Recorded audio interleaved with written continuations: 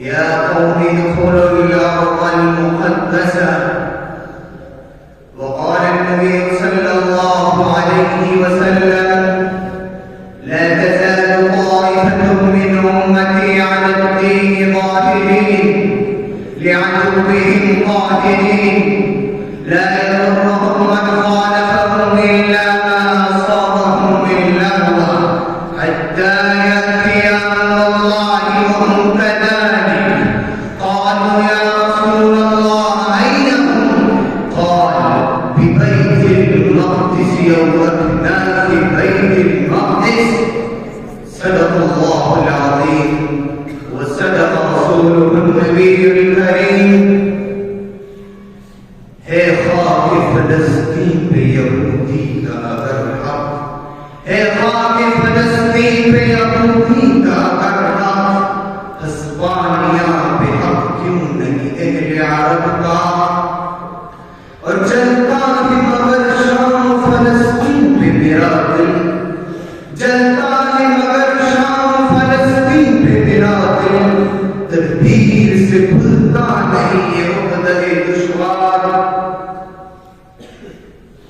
सदर मोहतरम, मोहतरम और वो जवाब से तशरीफ लाए हुए मेहमानान इज़ाम और रुफ़क़ाए बज़ और आलमीन और कुतुब तवारीख़ का मुताला बताता है।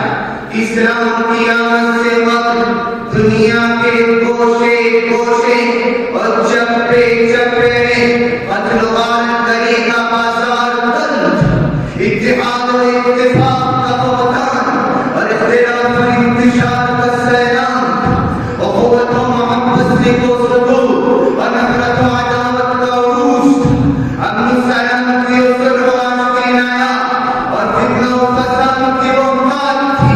अल-ग़ज़ पूरी दुनिया वक़अ अल-फ़साद फ़िल बर्रि वल बहर की जीती जागती एक तस्वीर थी। बिलाखिर खुदावंद कुद्दूस को इस तड़पती, सिसकती, बिलखती और खुदा करती हुई इंसानियत पर रहम आ गई।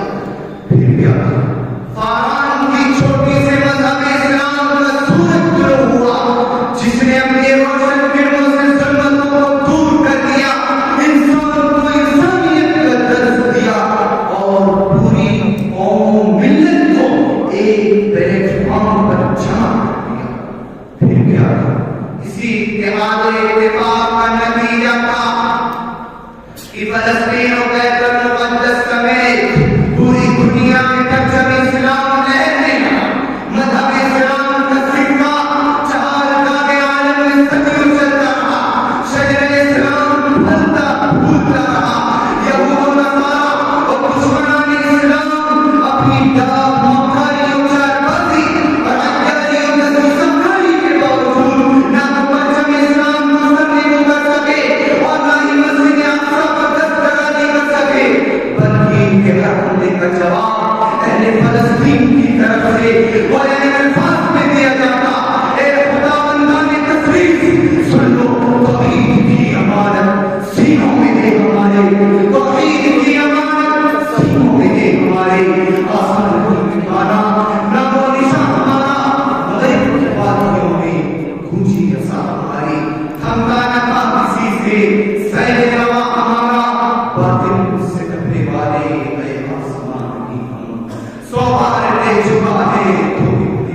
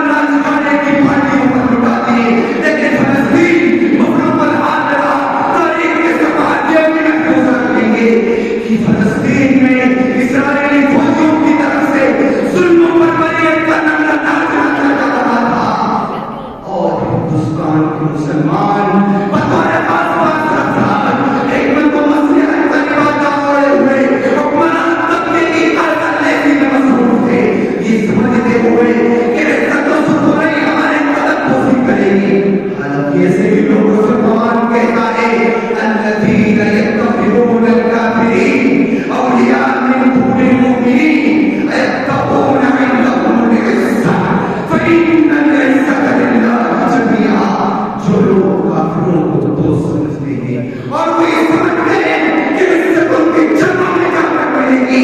ए नबी समझा दो, इज्जत अल्लाह के तरफ से है, इज्जत अल्लाह से छूटकर मिल सकती है और कहीं नहीं मिल सकती। लिहाजा मुसलमानों समझ जाओ, समझ जाने का वक्त आया। मुसलमानों समझ जाओ, समझ जाने का वक्त आया। बहुत सोए तुम होश में आने का वक्त आया।